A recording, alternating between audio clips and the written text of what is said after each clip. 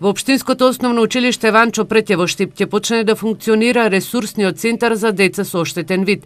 Директорот Методи Папаров појаснува дека центарот е префрлен во нивното училиште, а претходно функционирал во училиштето Гоце Делчев.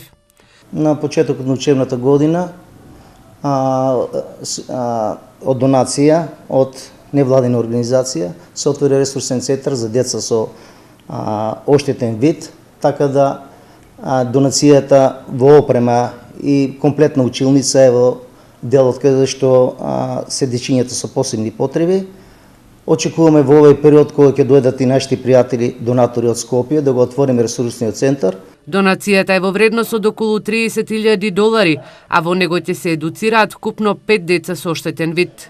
Располагам со наставен кадар. Јорданка Јовева е наставникот кој работеше и минатата година само во друго училиште со овие деца. Сега сето тоа ќе продолжи во нашето училиште. Папаров забележува дека децата со оштетен вид ја имаат потребната опрема за да се едуцираат согласно предвидените наставни програми.